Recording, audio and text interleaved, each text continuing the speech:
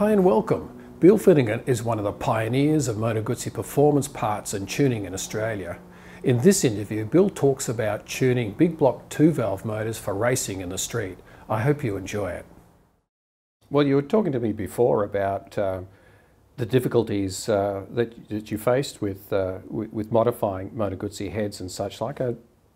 If you could just run through that briefly for us. Now, it's really going to be hard to show, but I'm sure your explanation will cover the gaps. We'll try to be as untechnical as possible and perhaps run through some of the issues with, obviously we started out on the round head engines. So what we did in the early days when these round heads existed, the combustion chambers used to be bored out to roughly the same size as what you see in these 1000cc engines. So that bigger combustion chamber, and the reason you did that was to get the bigger valves in. You physically couldn't get 48 or 50 mil inlet valves in one of these heads without boring the combustion chamber out. The problem that happens then is the combustion chamber is so big and so round that we get a huge temperature problem. So it's cold on one side, hot on the other side. The flame propagation from one side to the other is slow, so you run lots of ignition.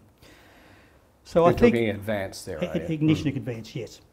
So then I believe I was probably the very first guy in Australia to ever to do a twin plug conversion, because there was a display many years ago that we had one of my race bikes at prior to it even being raced, and people all of a sudden figured that how come this Moto Guzzi seems to have 4 plug leads coming out of the cylinder head, and discovered it had twin plugs and wanted to know how they were put in. So that overcame the combustion problems as far as burning and everything else. But there's still another bit of an issue with these heads where hemispherical combustion chambers are great, but because of the valve angle that we see here, they're too wide apart. So you finish up with a situation where at certain RPMs, and particularly low RPM ranges, the speed of the gas on the floor of the inlet track, on the lower part, actually exceeds the velocity or speed on the top. So you finish up with a situation where the gas goes, instead of going in on valve overlap, down,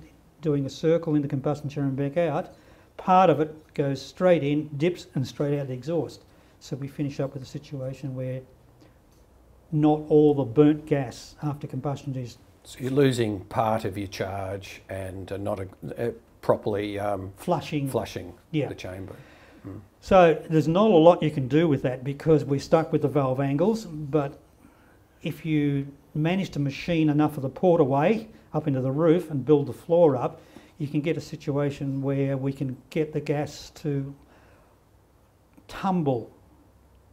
And certainly the Japanese use this method a lot in their engines to get what we call tumble port, and it's not uncommon in Formula One.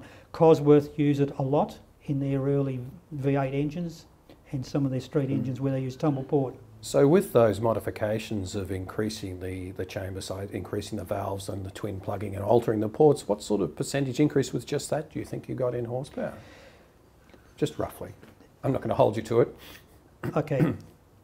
The very good engine, the very last engines that I built, we went back to short-stroke engines. So that's using a 750 crankshaft on an 85mm bore, which is stretching one of these engines to the limit because you've actually got to shift the studs to make it all fit inside. But then the crank is being such a short stroke, you finish up having to lengthen the rods. And these are things that are quite common now, but when I was doing it, very few people understood what happens when you lengthen the rod, and it's got a lot to do with cam timing. If you lengthen the rod on a short-stroked engine, it allows the piston to stay at top dead centre much longer. We're still only talking very short time, but in relative combustion terms, it's a long time. So it adds a few degrees to the valve timing, so on valve overlap, so then you become more efficient. And it was one of the things that I learnt very early on building these engines, that the rods are too short in them if you really want them to go. So my short-stroke engines used to run 4mm longer rods, and the normal 850 cranked big bore engines ran a 2mm longer rod in them. all those rods had to be made in those days because you can't commercially buy them. So as you can imagine, it becomes a very expensive process getting rods made, and these were all made in Corello made most of my rods in America, so I would send them drawings and specification. Corello were very good. They would make you pretty much anything you wanted. For a price? So long as you were happy to pay for it, you got what you wanted. So what sort of performance figures were you getting out of those race motors in the end? The short-stroke engine at 9,800 was 118 horsepower at the crankshaft to 122. That's pretty impressive for old technology, isn't it? It is, but a lot of revs.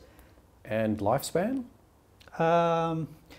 Probably about 5 race meetings on a short-stroke crank at that revs. If you brought them back to around about 8,500 to maximum 9,000, I could get roughly what we call half a race season out of an engine without having to do a major rebuild. So it's not really a street motor then? Not anymore.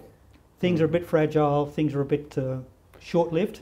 So what would you suggest is the most important thing for someone who's building a street engine to do to a Moto Guzzi big block from either the 70s or the 80s to improve their performance economically?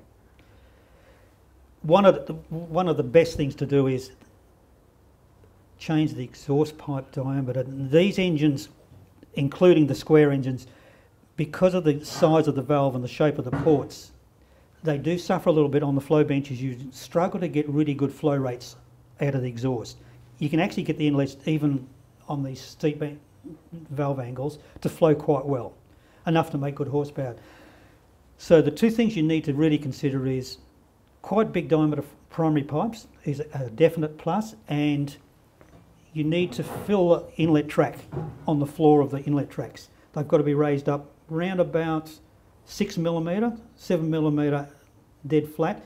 I favour a D-shaped inlet track to a round So this track. is to get that flushing of the Flushing of the chamber. which gives you horsepower for nothing, really, doesn't it? Now, about roughly 3 years ago, when I was in Queensland, I did an engine for a guy on one of these, but it was a square head one. Twin plugged it, flat floor, raised the track, nothing else done to it.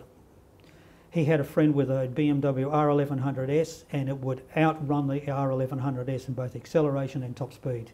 They could not believe that just by changing that amount of port shape and the twin plug, you could I'll put mine in now. So you're probably looking at around about close to 90 horsepower out of an 850 engine, just doing that. You can get it. It is possible to do it. But remember, it's not on the round head, because the square port, the last of the 850 square ports have a much bigger port to start with, and the casting, so it allows you to move things around a lot easier than it is on one of these.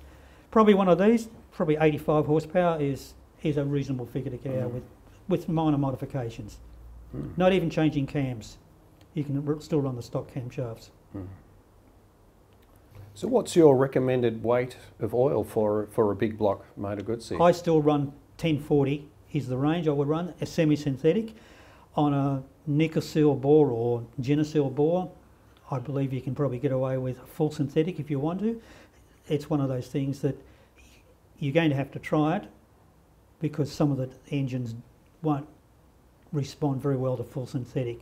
Cast iron bore engines probably will run better on a semi-synthetic than a full synthetic, but not a straight grade oil. I still don't like what people are doing. They're saying, oh, you've got to run a 50 weight oil in it. If you look at the clearances in the engines, they run minute clearances. 2,000 absolute maximum is almost worn out spec for one of these engines on a big end bearing clearance. Considering how old that engine is, that's the sort of tolerances that most modern Japanese engines they sort of run 1 to 1.5 thou oil clearances. So their thinking at the time was quite modern from an oil clearance point of view. So you do need a thin oil to get in those places. Well, I think we've pretty much covered everything. Just want to thank you for your time, Bill. That's all right, Mike. Great talk to you, and hope everybody gets something out of it.